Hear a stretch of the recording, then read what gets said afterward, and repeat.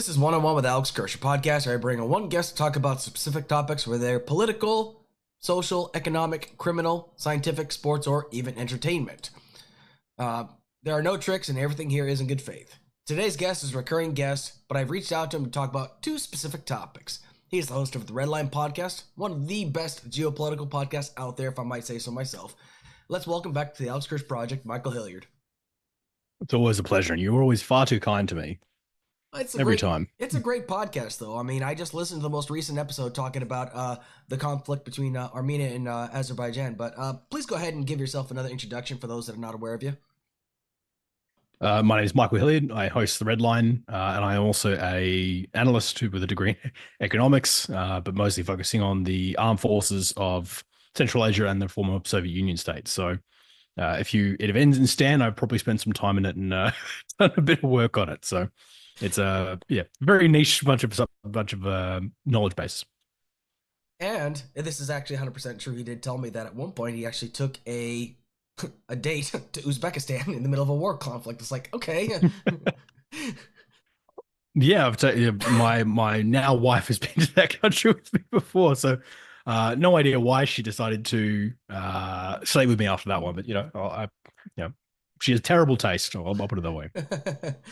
You're far too hard on yourself, good sir. So, but yeah, if you haven't given it a chance to check it out, I've actually left a link in the description below. If you haven't checked out that podcast, it's really good. He brings on 3 geopolitical experts for that region. For example, if he's going to talk about the Sudan, he'll bring on 3 experts that have actually specifically dealt with Sudan. It's not Billy Bob sitting in his kitchen that read a blog and then he's going to give an expert opinion on it. No, these are actual legitimate experts.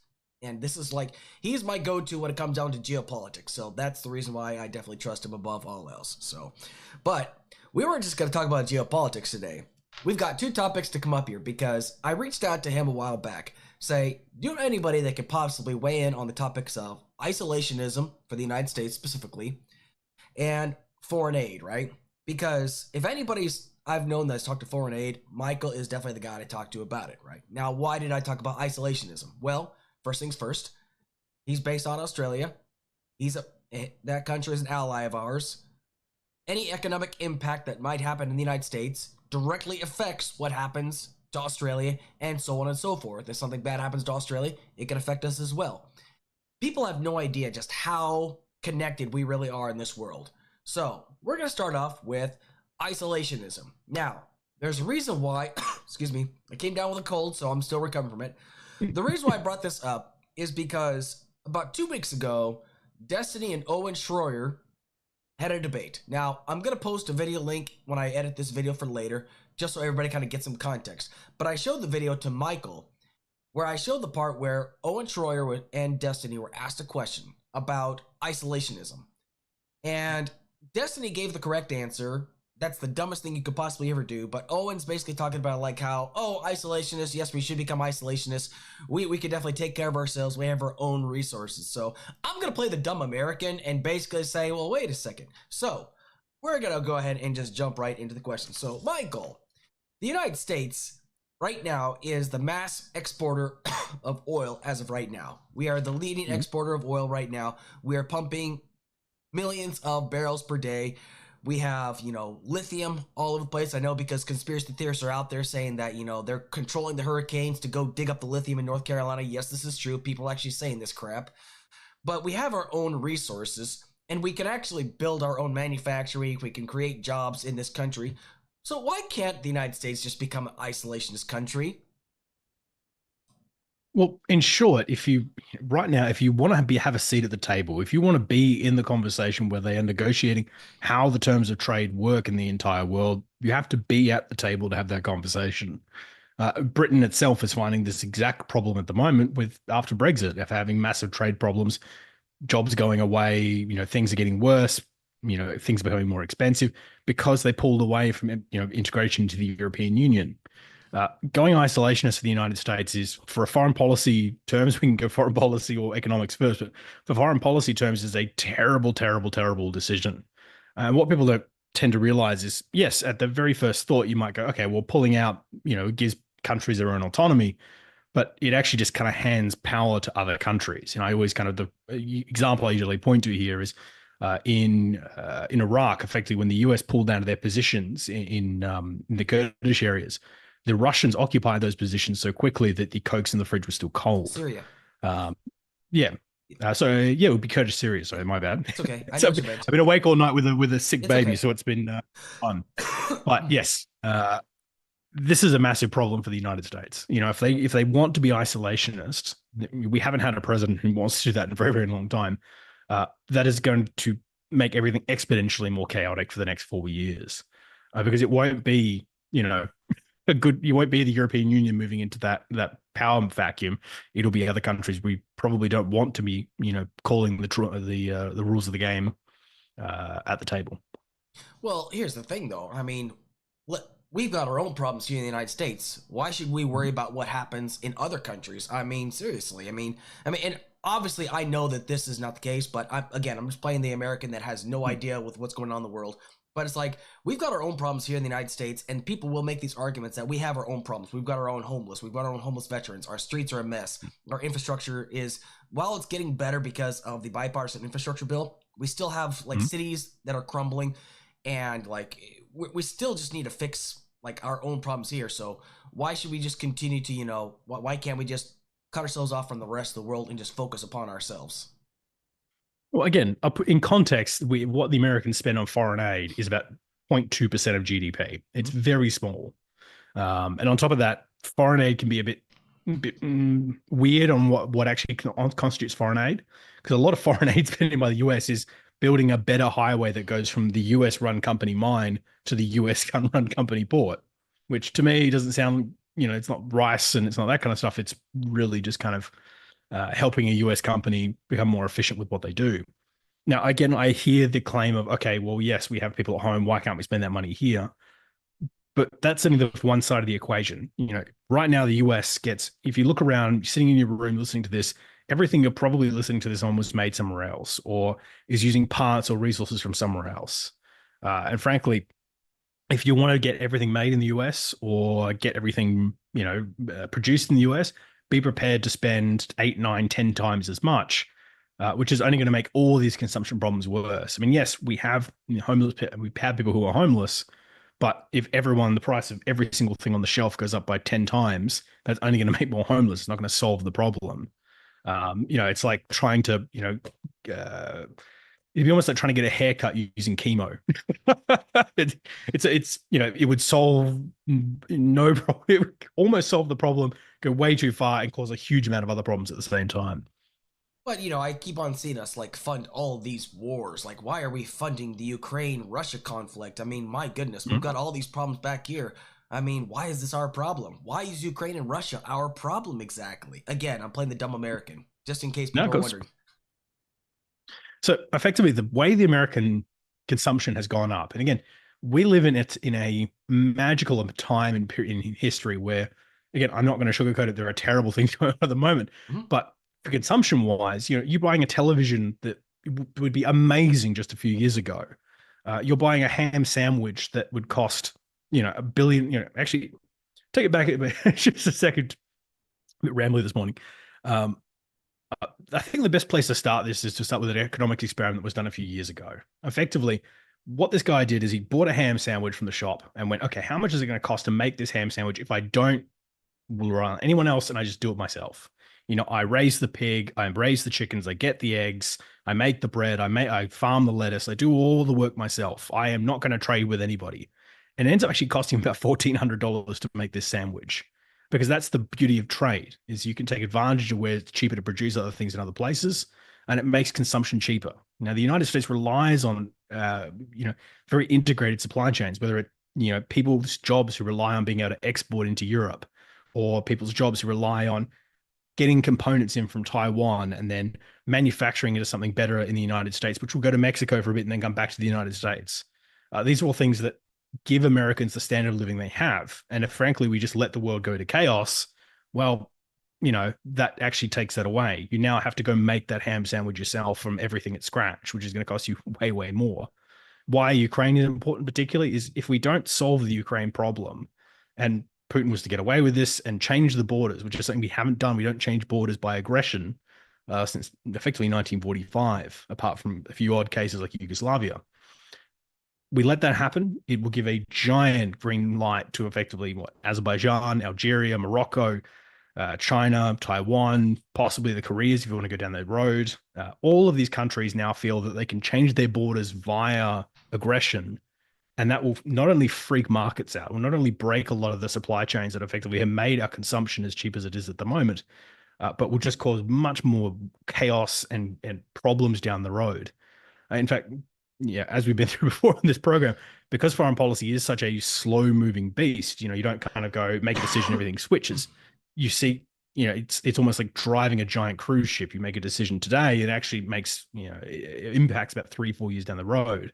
What the chaos we're seeing right now is quite often problems that we saw from the Trump administration, which are now starting to, creep back in and cause problems. With Israel as an example, when Trump recognized Jerusalem as the embassy, that obviously encourages one side to think that negotiations are no longer a viable option. I mean, this is again, very, very rambly this morning.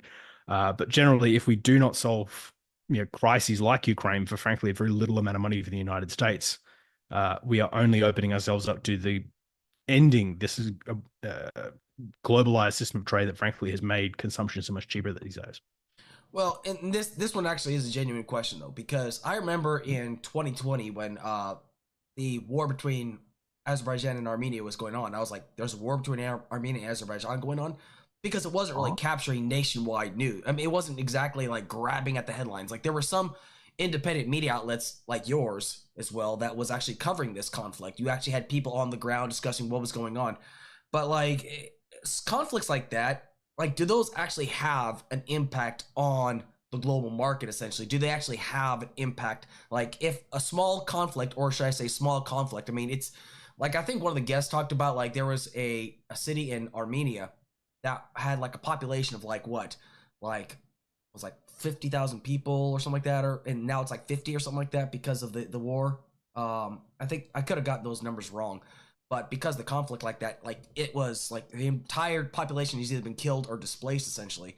So do conflicts like that actually have a drastic impact, and how does that like affect the United States essentially?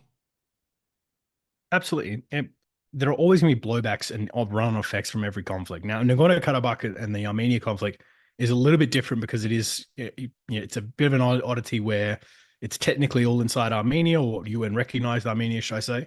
Oh, sorry, UN recognized Azerbaijan. But the war did blow eventually kind of into Armenia. It's a very long story. We probably won't get into that today.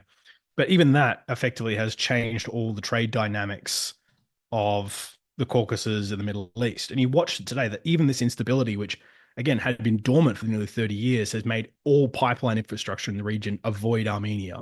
That's had massive effects on the Armenian economy and a whole bunch of other places. If you look at, let's say, particularly things like migrant crisis, which is a very big story in the United States, a lot of these migrants were drawn or pushed into that situation by problems in Venezuela, the ratcheting of tensions, particularly during 2017 and the sanctions, problems in Haiti, problems with conflicts along their border or internal conflicts as well. You watch the Libyan civil war as another example, effectively, where that being it's a faraway place. Who's thought about Libya in a while? Not only sent shockwaves to the oil market and caused the European oil price to have problems, which again then just increased reliance on Russia for a while there, which has effects later on. But caused a lot of the migrant crises that then drove, a lot of the populist candidates into power in sort of the 2016 to 2018 period. Again, these are very kind of, you hit one problem here and you actually see the symptoms 3 years later or 4 years later. But conflicts have massive effects everywhere in the world, whether it's just avoiding that country and pipeline infrastructure becoming more expensive, or whether it's simply, migrant crises that are caused by these conflicts. Just to let everything go chaotic, we'll have flashbacks from the US automatically. We can see that just from Venezuela, where effectively the US just put sanctions and some pretty heavy restrictions on Venezuelan goods. And all of a sudden, we had 8 million Venezuelans flee the country. Many of them, traveling towards the United States. And again, not bashing on migrants here, but it's just a cause and effect. And that's something that people don't tend to think about when they think about foreign aid and foreign policy. Yeah, and but the thing is, like, when it comes to situations like that, like we can like focus on South America because like I wasn't really thinking they were gonna get to that, but it's still an important topic because I remember you covered um the geopolitics of countries in South America actually, but like Mm. for example, some countries in South America are like we've had, let's just say, like I'm just gonna call it for what it is. We've put our business into their business essentially, and it's caused Yep. yeah, that's to put it lightly essentially. And it's caused like this is like one of the reasons as to why so many people come up from that area. But a place like El Salvador, however, you've got their president, you and I have talked about him already. He's basically just, instituted martial law where there's basically rounding up everybody. It doesn't matter. You could have like spit on the sidewalk and you're going to go to prison basically for it. I mean, it's crazy what he's doing. But and I don't know what this really has to do with isolationism, but it's just like, you know, if is El Salvador kind of heading that direction though of like being isolationist, or are they just like, until they clean house essentially? Because like it seems like they got that country locked in tight essentially. No, South Salvador is actually leaning more towards making deeper ties with China. They have massive ties with the United States. The country is still very, very reliant on remittances coming back in from the United States to fund its economy. The Bitcoin thing didn't particularly work out very well, but the El Salvador situation, I see that a lot on social media as well. They're kind of, hey, why would this not work in the United States? Again, they've arrested, it's like 3% of the population. Which effectively, when last time I did the math, it's something like doubling the US prison population overnight, which again, that's an insane amount of Yeah. persons to just arrest all at once. The other thing that people keep forgetting is that whilst, because of the geography of kind of Central America, all the other countries usually kind of you have to go through those countries, except El Salvador. So when Bukele went really, really hard on his own people to the point where now you can just accuse your neighbor and they'll end up in jail. Yep. Now the drug cartels just look at it and go, oh well, who cares? And they just move around it and they go through Just go to a different country, honestly. they just go through another country, which again, that's perfectly fine. That strategy works. And again, I understand that the quandary that people in El Salvador have at the moment of, hey, look, we know we've given this dictatorial powers, but the streets are much safer than what they were, and I do understand that dilemma. Uh, but the United States doesn't have the option of being bypassed. The United States is the actual destination for most of these consumable drugs, which is the reality of this. So yeah, you're like, just because it fits just because it fits a duck doesn't mean it fits a horse. Is probably the best way to say that. Absolutely. And like the reason why I bring up issues like this though, and the reason because people just think, yeah, if we just shut ourselves off, the problem is just gonna sort itself out. People are gonna stop coming to this country because we're not gonna let anybody in, nobody out. They're talking about. I've heard people that are isolationists just thinking that we should just completely seal off the border, say like we just don't allow anybody in. It's like, okay, how exactly are you going to enforce something like that? I mean, that's just what I'm curious about. That, like, what exactly are you going to fix? Like, what's the end game for that? I mean, well, how? I mean, So two things. One, the only real isolationist country that goes with that policy prescription is North Korea. mhm, And their economy is just a shambles. mhm. Everything costs way too much. Everything is just terribly produced. The other one being Cuba. And again, the United States has kept the Cuban economy pretty broken for a very long time by imposing, sanctions on them. Why would you want to impose sanctions on yourself? Which is effectively what isolationism is. It's putting sanctions on yourself. It's getting rid of that trade. It's getting rid of that ability to use consumables. Um, yeah, I have no idea why this would even be a policy option. We can go through comparative advantage and the difference that makes. But yes, the only countries that actually use that policy prescription are Cuba and North Korea. And I don't know how much foreign policy people watch. Neither of them are economic powerhouses.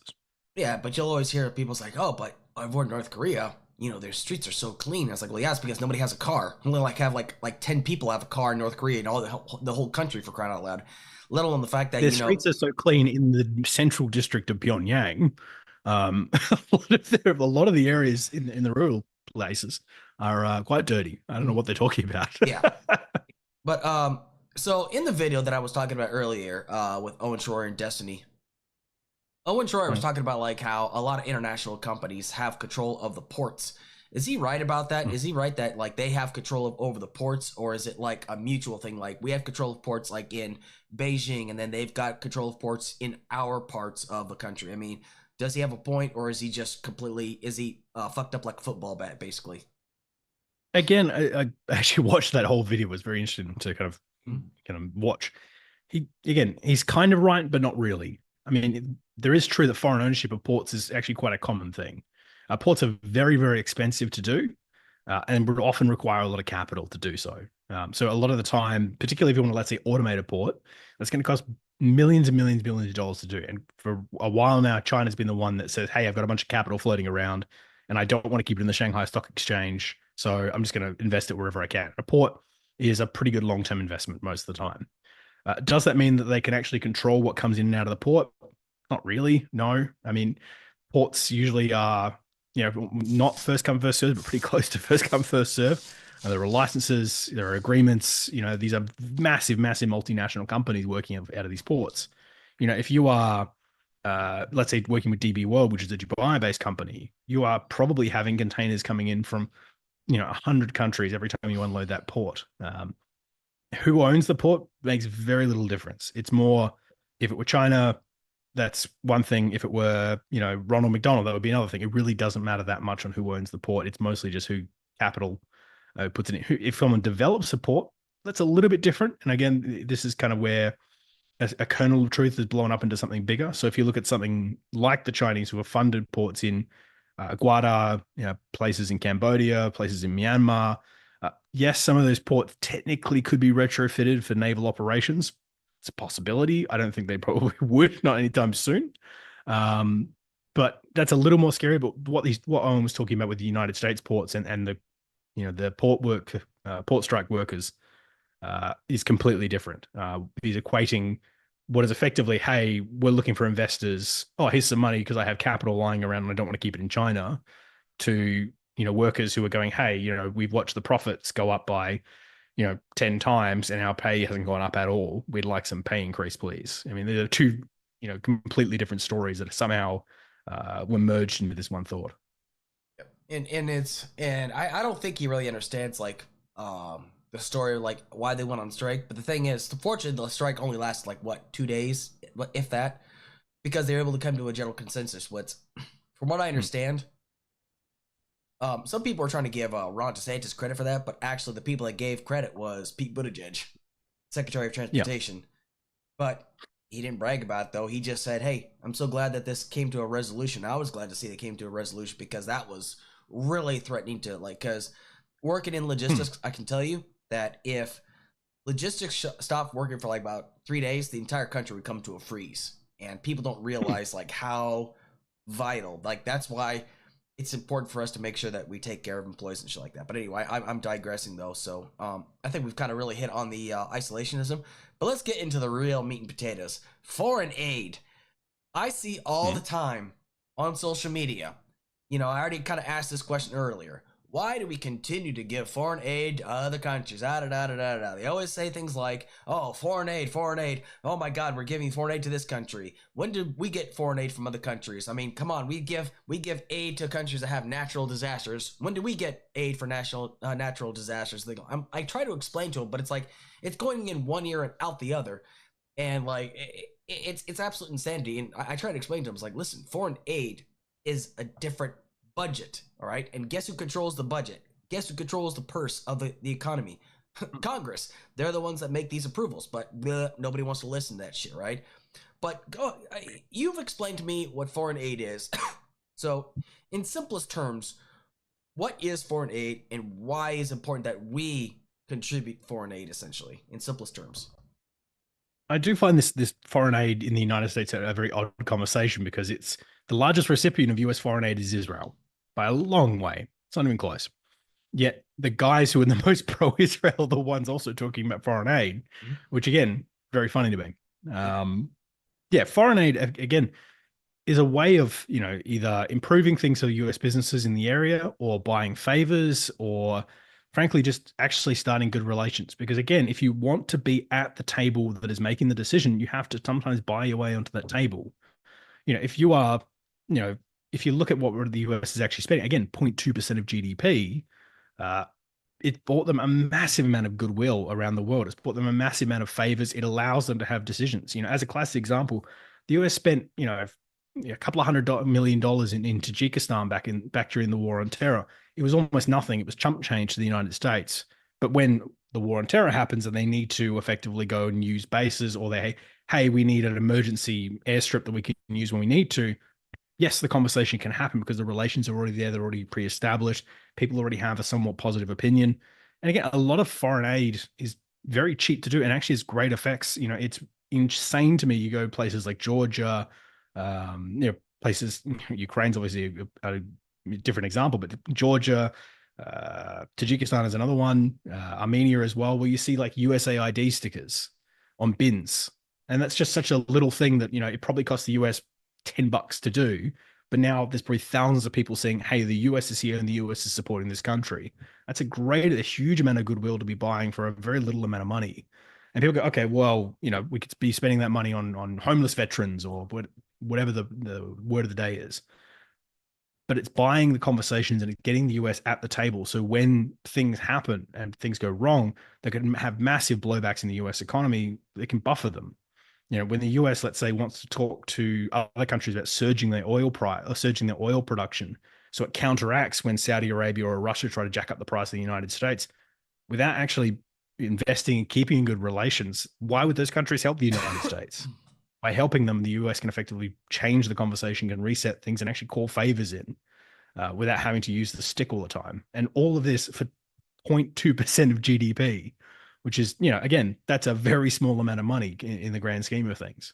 I We believe would have spent far more on that on billionaire tax cuts. I believe one time you gave me an example. You considered foreign aid as an insurance policy, right? And I think you gave me like I wasn't sure if it was like a hypothetical, but like, say for example, Australia gave foreign aid to Malaysia, right? And then one day Australia says, nope, sorry, you don't get any more aid right now. Malaysia's then realized that they're just right up. So now they got to find another sugar daddy. Along comes China. Well, what does China want in return for a little bit of foreign aid? They want a little bit of real estate. Why? Because they want to be able to expand in the event like, hey, if we want to invade this country, we want to have like a port city to go into, and Malaysia is great real estate for kind of get into. Is that kind of like the best way to describe it as well? Like it's like an insurance policy essentially? Insurance policy is a decent way to put it, but I had this conversation with an MP not long ago, talking about with a member of parliament, okay, what you guys are called congressman. Okay. And talking about some of these Pacific Islands nations that Australia gives a little bit of money to. It's a couple of $100 million, but it keeps a good relations, and we work with these guys and they make sure they keep on our good books. And having the simple conversation with them and going, okay, yeah, on year one we'll save $250 million. Great. Year two, we'll save $250 million. Great. Then China will come in and they will demand things that we won't have to demand. Like when China comes in, they're going to probably demand that the press is run by China, which is not great for us. The telecommunication systems are going to be run by China, which means we can't use them as substations. And more importantly, if the Chinese put, let's say missile sites on these areas, we now have to bring millions and millions and millions and millions and millions of dollars of missile defense to counter that. This is a very cheap investment to stop that happening. And yes, people will go, oh, but I can get my 200 million now, not realizing that, okay, we're going to have to spend, $8 billion to solve this problem in a few years. That's what foreign aid is partly about. It's also mostly about helping your business and helping commerce in these places. Again, the largest recipient of foreign aid, Australian foreign aid a few years ago, was Australia, mostly helping Australian companies operate more efficiently in some of these countries around the globe. The US is notorious for it as well. They'll build things like really, really nice highways between the base and the airport.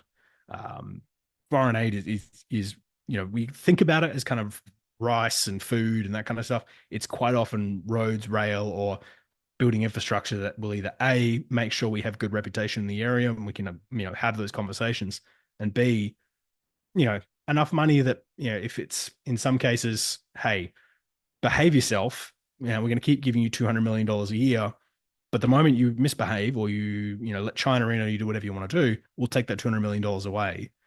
Now you might go, oh well, why are we giving $200 million? Because it's going to cost us billions to get China out once they're in. Again, this is pretty well targeted spending in most cases. Yeah. Um, and I'm kind of curious because China's been expanding its influence, Mhm. especially in continents like Africa. Mhm. If I'm not mistaken, like they're even like building I think they built an airport in a country. I can't remember. Was it Uganda or something like that? Lots of, Huh? lots of most China's built most airports at the moment. Okay. And people are like, well, why should we be concerned about that? And it's, again, it's real estate that they basically have. It's an agreement they have with another country, which means they can spread what? Influence into that region. And, people are like, well, wait a second, why is that such a big deal? It's like, well, think about it, right? We just kind of covered. It's like, why is this such a big deal, essentially? It's sort of like we give foreign aid to countries in Europe, right? And what else do we have like in some parts of Europe? We have military bases there, right?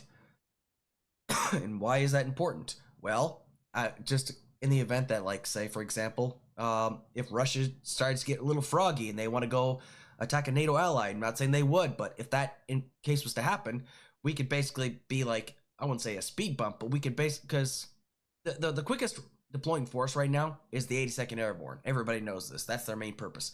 And they could be anywhere within 72 hours. But you still need to make sure that there's somebody there to basically prevent the advance of an invading force. And it's important Mhm. for us to maintain this foreign aid, this foreign influence that we basically have. And it's why it's important for us to maintain this relationship. That's why, like, I try to tell people, it's like, listen, if we start cutting ourselves off from the rest of the world, it doesn't mean our problems are going to go away. They're actually going to expand exponentially. Because I like to bring the fact that if, you know, I look at the situation like in Ukraine and Russia, it's kind of like a where people like just don't really understand like why this is important. If Biden did nothing, right? If we said we're going to stay out of this one, we're not going to contribute anything to this, and then says, listen, UN, NATO, don't contribute anything to this, and Ukraine basically gets boat raced across the board, and it ends up getting conquered. I don't think Putin was going to stop there, and let alone the fact that everyone's going to say, "Oh my God, look what happened! They invaded, and Biden did nothing." But Biden did something, and then we actually brought two more countries into NATO, and now Russia is bleeding resources. They basically took a gamble, and now they're paying for it. Essentially, this is why relations like this are important, and I don't think people really understand this. I mean, is that kind of a good assessment? I think a more tangible assessment because there's a lot of different whats and ands and ifs there. A classic case if you really want to look at something that's today obvious. If you take a country like the Democratic Republic of Congo, DRC, that is one of the cheapest sources of copper anywhere in the world, and copper, lithium, a few great minerals that are really needed for the next kind of EV transition, needed for a whole bunch of different things. Now, you're right. Now the US gives some money. China's probably the bigger partner in the country. If the US was, let's say, go no more money for the DRC, we're pulling back, we're done, we're not doing it anymore. What incentive does Kinshasa have to not just say, okay, well, China calls the shots now? China goes, okay, we're the only ones who have license to operate here now. And frankly, if China's the only one paying the bills, then Kinshasa would probably say yes to that option. And if that happens, now you have effectively copper coming out of the ground where China can undercut us at every point. So if you want to start a battery shop, if you want to start all of these things, you're now going into this market with China undercutting you at every single point, making you uncompetitive in the international market.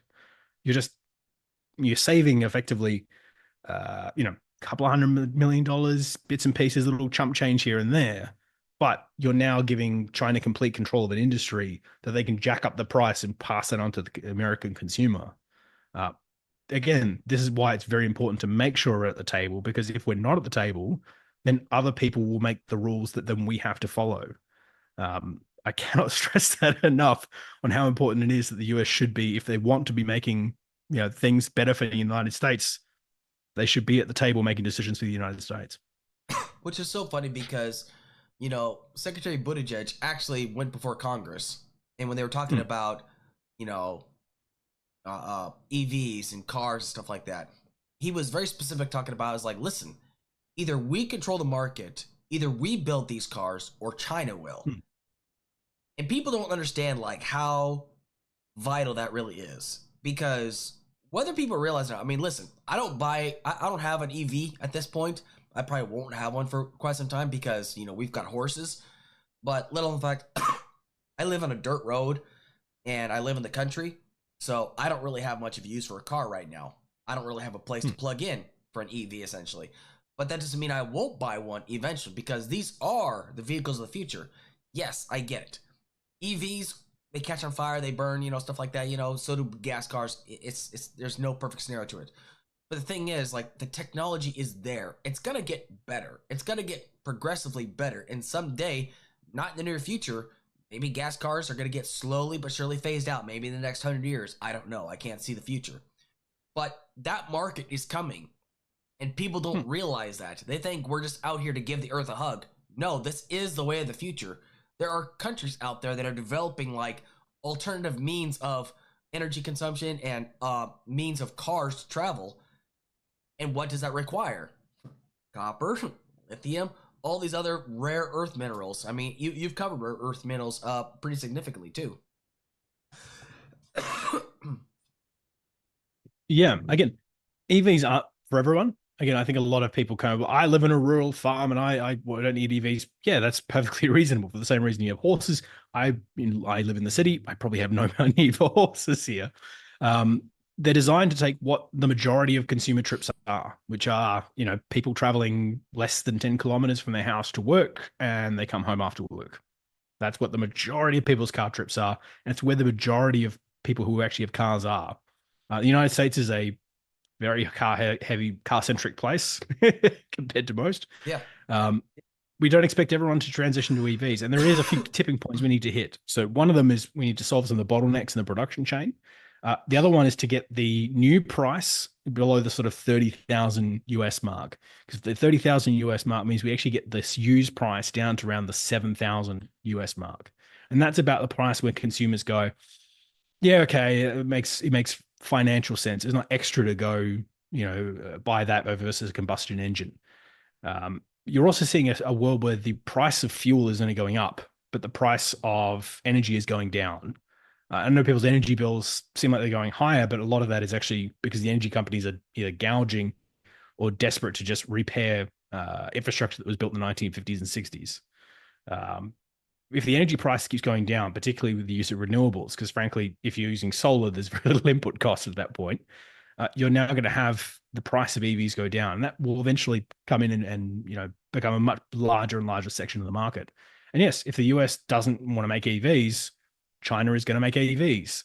Really, we're already seeing, particularly in the European market, where Chinese cars are only being held back because of effectively massive restrictions placed on by the EU government. Even then, they're barely holding on now. Russia has just opened the market as well to Chinese, particularly Chinese EVs and Chinese very, very cheap cars. And that's having huge problems through that market as well. This is again, a conversation the US needs to be in, and a production chain the US should be investing in. If we are moving away from combustion vehicles eventually, and again, the economics just says it's going to get that point. Right now, yes, it is a bit of a choice, but once EVs start becoming cheaper than combustion engines, the majority of people are going to move across. Mm-hmm. Just the simple way of it. If a family can save $4,000 a year by moving to an EV, they're not going to, what would stop them doing so? This is something that is coming whether the United States wants it or not. It may not be soon, and it may not be for everyone, but for the same reason that people still have horses. We didn't get rid of all our horses when we made combustion engines. Exactly. Anyway, I know that was kind of like a bit of I know we kind of like carried off and doing a different topic, but it is actually all kind of tied together. But, so when it comes down to contributing foreign aid, like China is like we just covered, is trying to contribute more foreign aid. They're trying to get more real estate in areas. Is it because like of rare earth minerals and stuff like that, like in the Congo essentially, or is there other like reasons for that essentially? Again, China's doing their outreach for a whole bunch of reasons. Part of it is, because they want to effectively build inroads into the market. People don't really trust Chinese companies quite often. They want to effectively, be able to, pay some foreign aid, form some good relations, and then go to the government and say, hey, we want to buy a mine here. Can we do it? And they say, yep, no problem. You can do that. part of it is also just that China wants markets to sell stuff to. The massive problem that China has right now is that it exports a whole bunch of stuff to the Western world, but it's desperate to try and export more. It wants more people consuming its stuff. Um, how can you do that if you don't have relations or markets to consume? We're already seeing effectively that all the Western markets are drowned with Chinese materials and consumables, which are starting to shrink because people are trying to decouple a little bit back from China.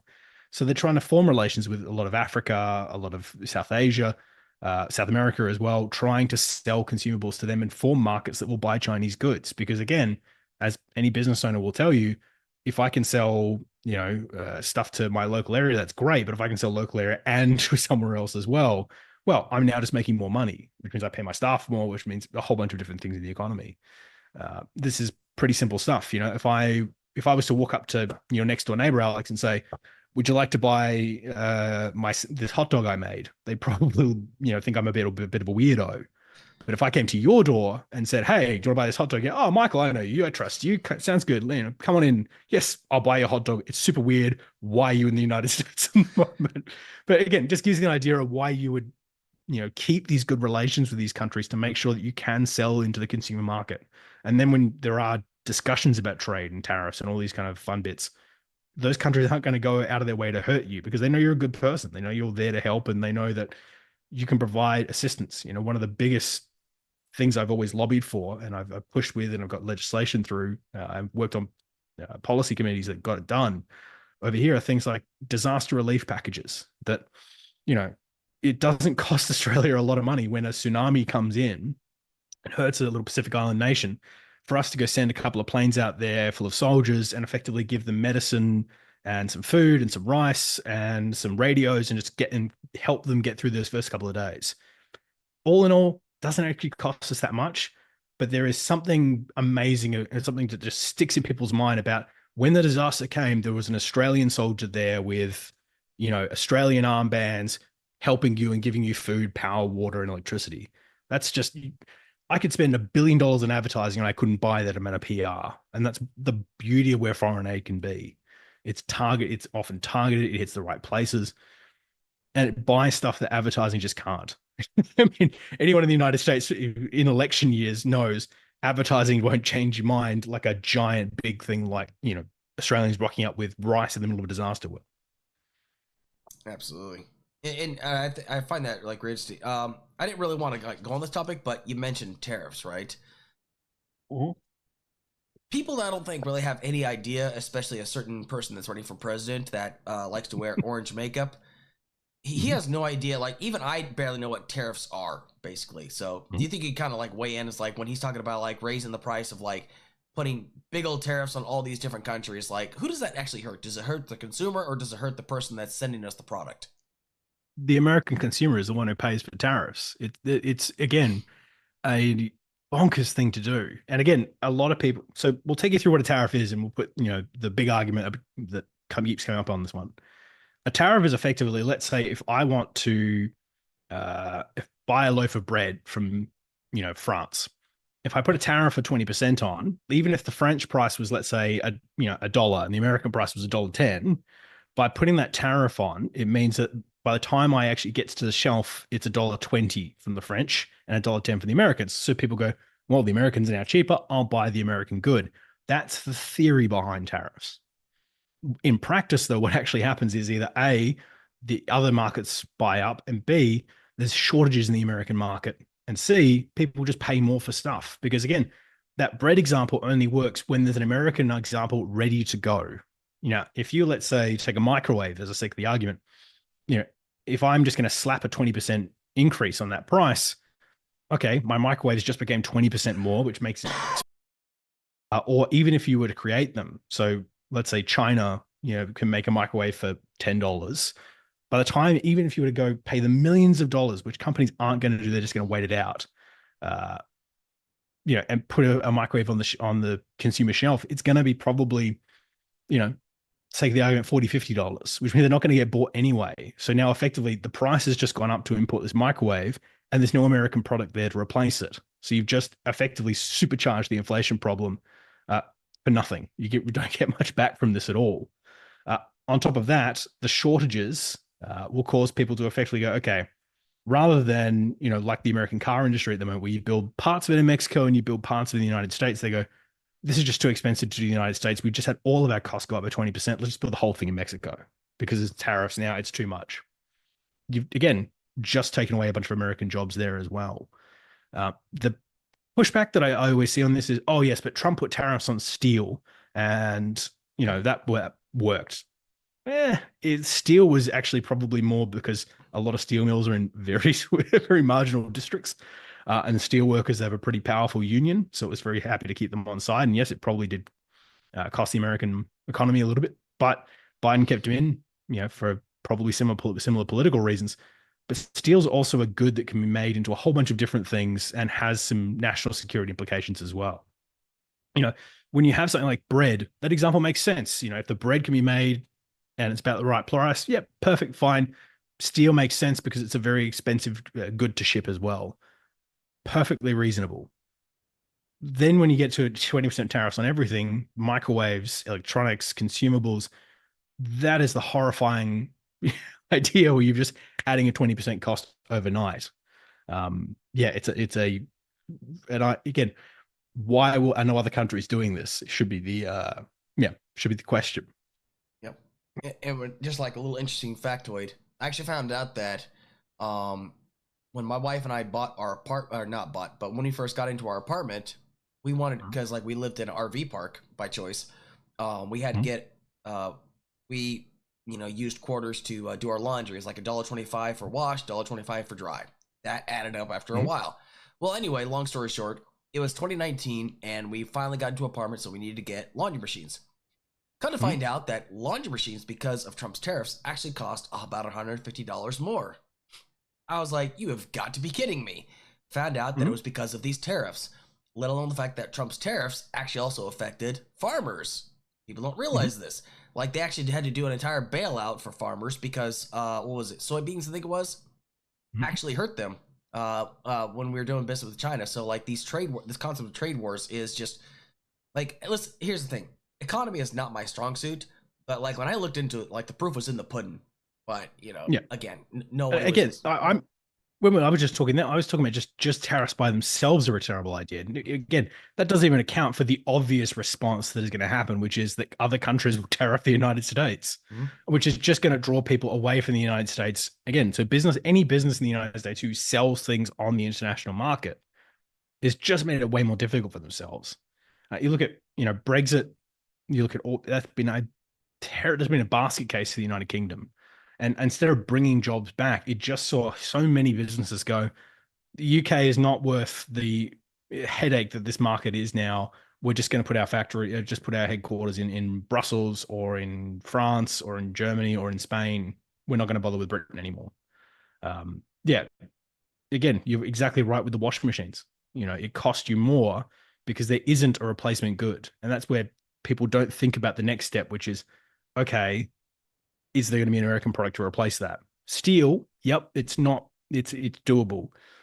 Anything that requires a lot of labor or requires massive amount of different inputs, you've just exponentially increased the price. And what I think people don't even realize, right? If people think, oh, well, we can just build one of these factories. Do you have any idea how long that takes? Any idea how long? Because, like, here's things first, okay? I don't know a lot about this, but I can tell you this. Because see, I deliver infrastructure products like to houses that are getting built and stuff, right? First things first, you got to make sure you have the real estate. Then you got to clear the real estate. Once you clear the real estate, you got to make sure that you get the foundation put into place. That takes a very, very long time. And if you're talking about building like a 9,000 square foot warehouse manufacturing facility, that's going to take a great deal of time because you got to make sure you have the equipment. You got to make sure that you have the workers. You got to make sure that they are working good hours. You got to make sure that they have safety requirements. You've got OSHA regulations. That's going to take time to make sure all this goes through. It's not going to get done like within a reasonable amount of time. Why? Because especially if it's a facility like the CHIPS Act is a great example. People wondering, why aren't the factories being built? Well, they are being built, but the thing is, there's a lot of red tape to go through to make sure they're built in key identifiable locations, essentially, right?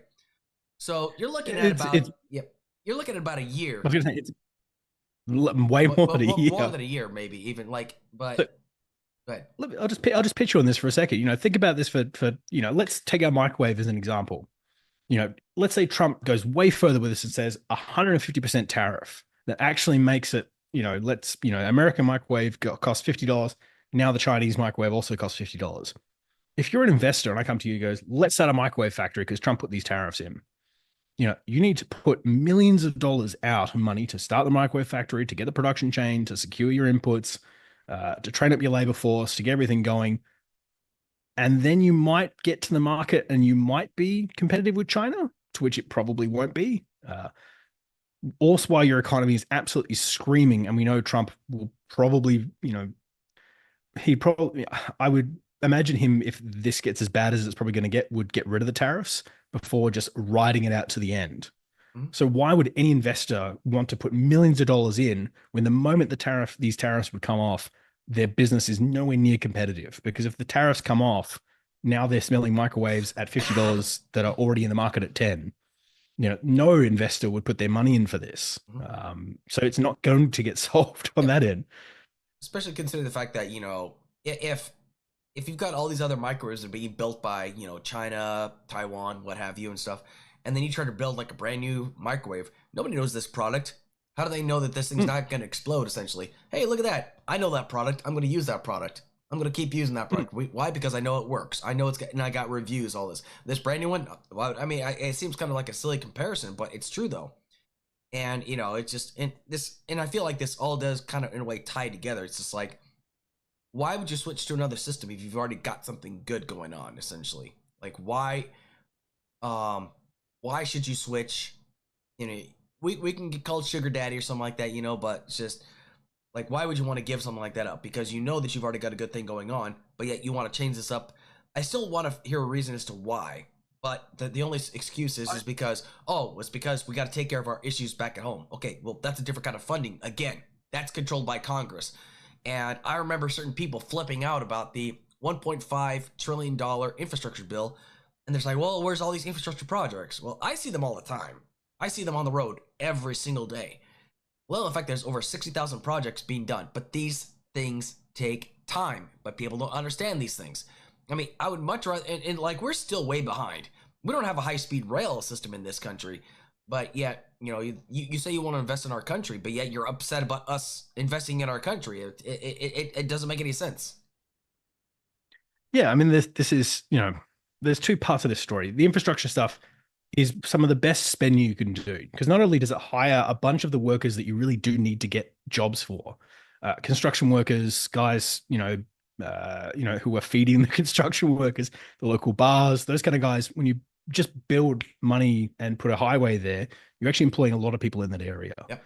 Two, it also makes things cheaper to operate. So one of the major parts of the Biden infrastructure program has been things like internet, which has allowed a lot of these very rural, very red state businesses to be able to sell into other places, which is increasing their output, which is increasing the amount they can make, which is increasing their take-home pay.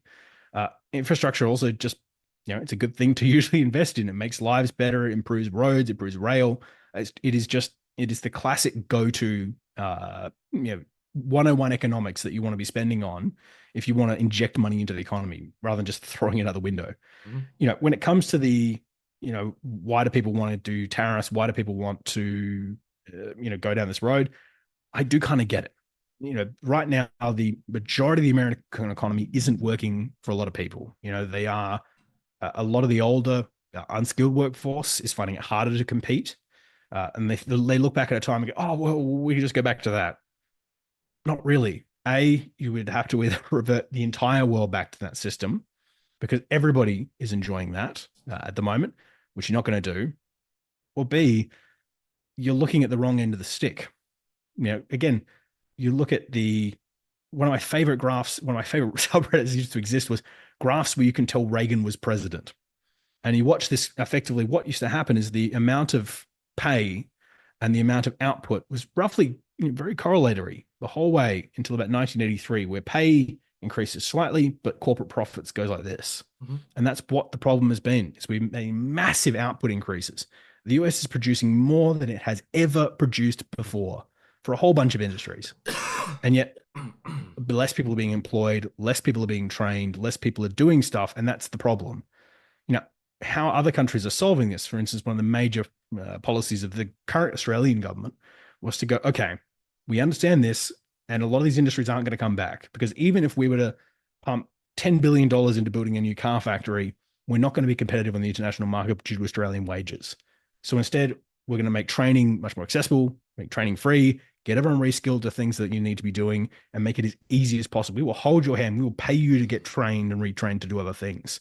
Because yes, you may not be able to be, a in the ground coal worker, not because the government came and hate you. It's because coal is not economically competitive anymore. It doesn't matter how much people kick and scream; it's becoming less economically competitive. And these are not problems that can be solved. If the price is going down, then why would anyone invest more into this? Yep.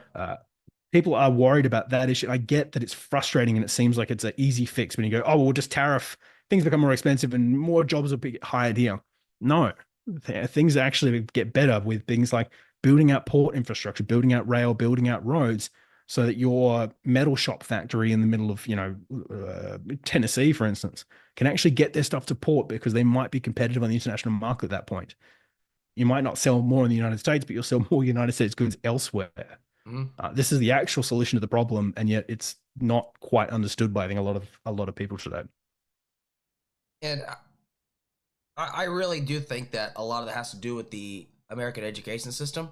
Like a lot of the stuff, it's kind of not really harped upon. But then again, I don't know, like if they're teaching this kind of stuff in high school, but I just don't know if it's emphasized enough because a lot of people don't really do their own individual research on topics like these. Like I try to keep myself as very well informed as possible. And while people say, "Oh my God, we're sending money to this area," yeah, okay, I get it. You're upset about it, but there is a reason for it. But once again, it's just kind of like go in one ear, out the other. It's like, why should I care? Why should I care? It's like we got our own problems here. Yeah, I know we got our own problems here, but you can't get mad if we try to fix our problems here, but then get mad and then wonder why these things aren't getting done sooner. Like people again, so people are talking about like why broadband isn't being put in rural areas. Again, this takes time. It doesn't get done overnight. It's not like you can just. Would you rather get done right, or would you rather get done quickly? Is my outlook on things.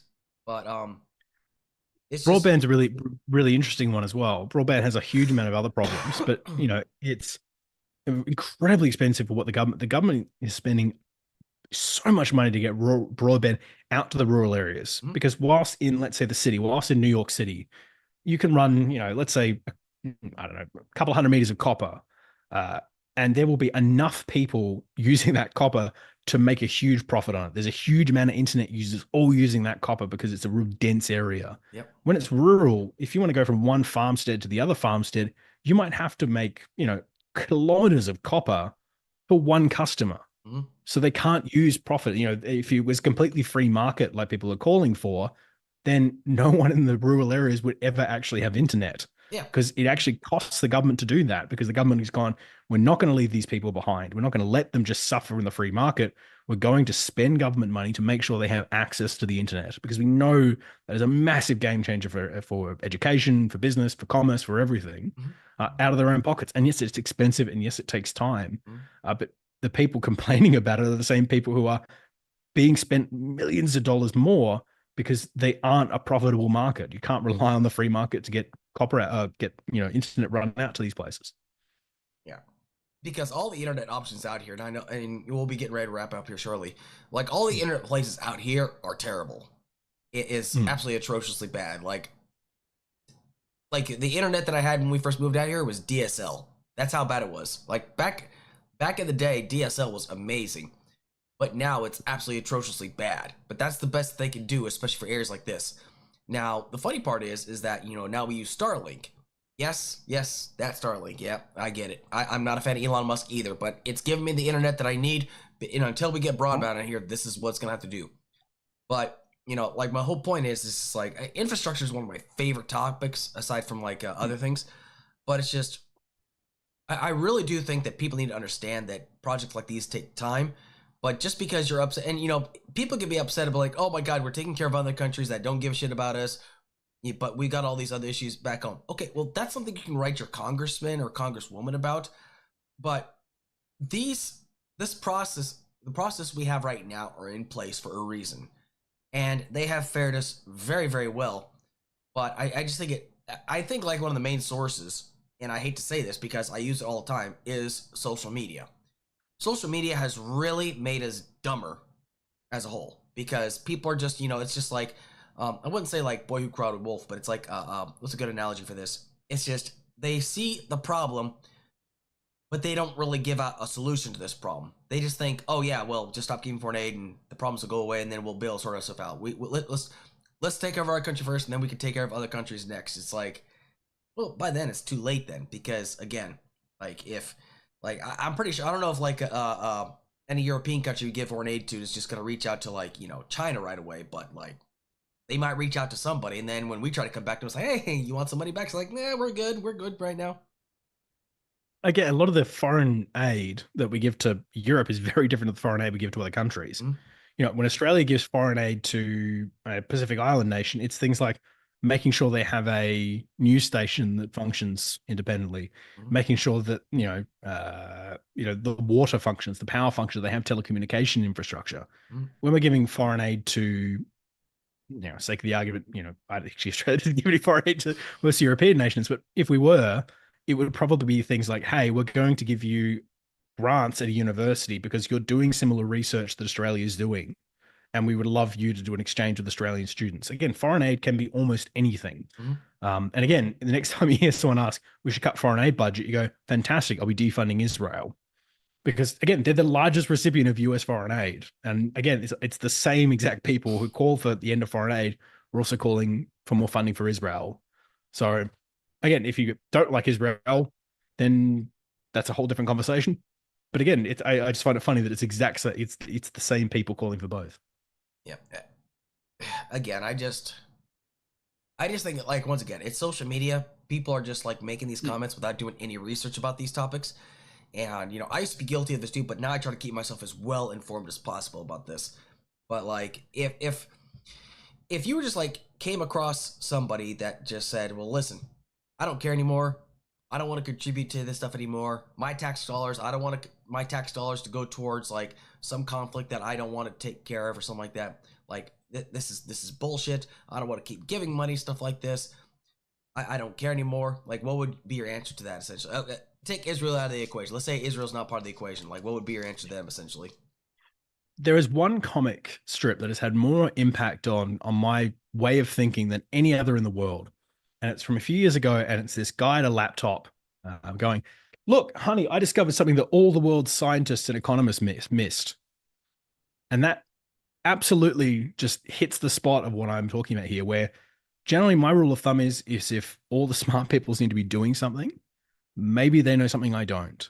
And again, I'm in a very privileged position that, because of the show and a few other things, that when I don't understand something, I can call someone and go, hey, I know you're an economist at this university. Can you jump on a call with me for 20 minutes? Because I have to figure out, I don't know how this works. And they'll sit down and go and explain it to me. I know not everyone has access to that. Mm-hmm. But we also have amazing amount of great content on YouTube, online, of really gifted people who are just, experts in that field, giving pretty good explanations of these problems. We live in an age where you can look up things pretty easily. And I understand that it often just feels easier to just, you see the meme and you just go, okay, that's what it is. But if you see a meme and it seems like a terrible, terrible decision, people don't tend to make terrible decisions for no reason. Yes, sometimes it's corruption, sometimes it's problems. But if every country's doing it, that's usually a sign that, okay, there might be something behind this. Mm-hmm. If one country will, if North Korea and Cuba, not by their choice, by the way, are the only countries doing something, maybe not a great idea. Generally, my rule of thumb is if it tends to start appearing in, your Swedish and Nordic countries or European countries, that's usually going to be a pretty good social program. If it appears in North Korea, not really. But yes, I do understand that social media just makes it much easier. People don't have the time to sit there and spend 30 minutes listening to a lecture about, how tariffs work. I get that. That's fine. But just as a rule of thumb, if all the smart people are doing one thing, you do, they probably might know something you don't. And that's my philosophy and everything is I don't know. I'm not a smart person at all. I just listen to a lot of smart people and go, okay, cool, fantastic. thank you for explaining that to me because that it didn't make sense beforehand. It's kind of like that picture that I see of an entire crowd of people, and you get that one guy that says, "Yes, you are all wrong." What?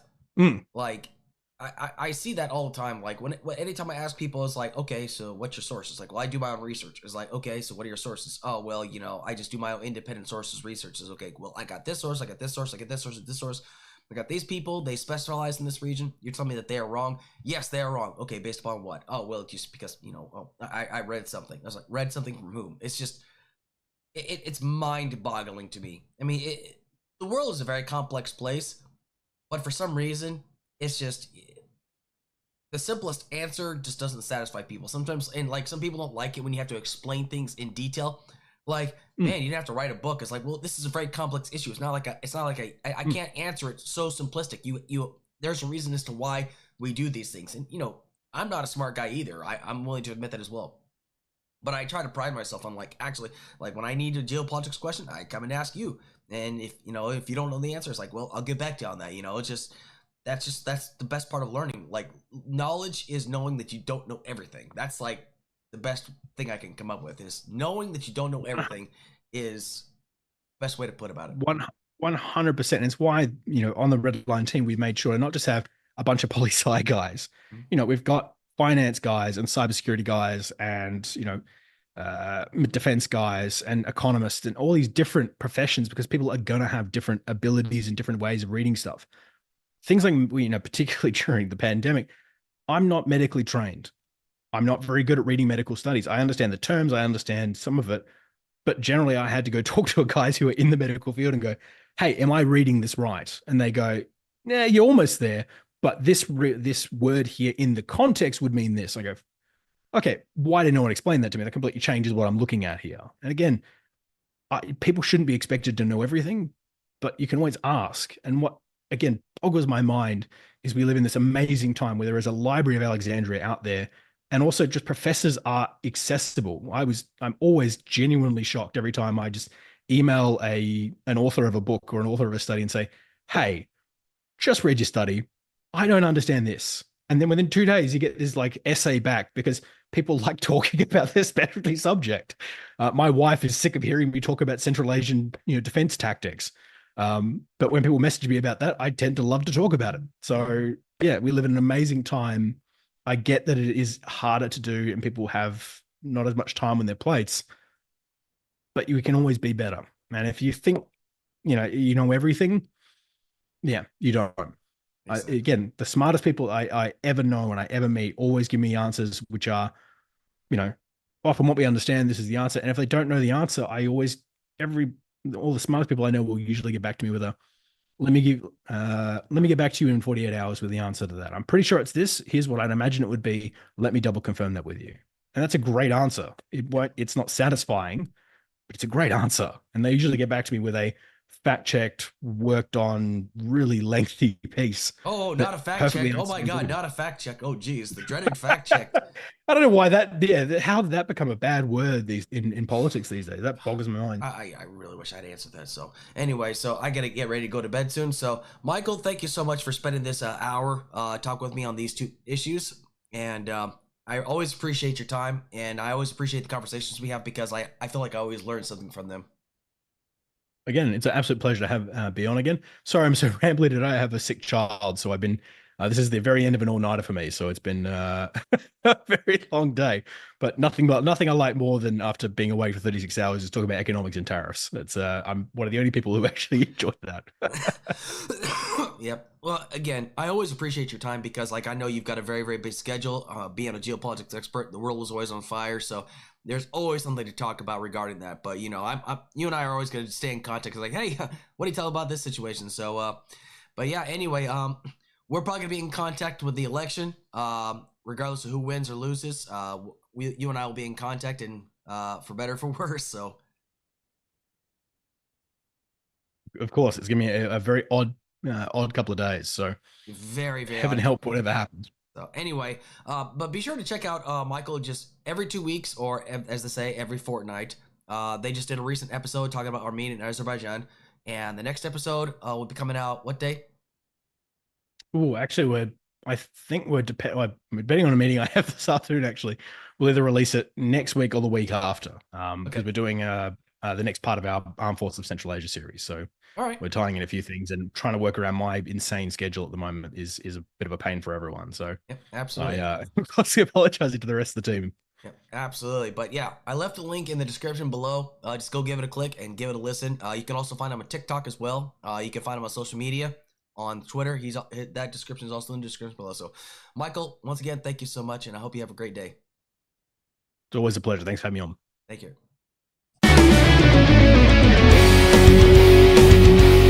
That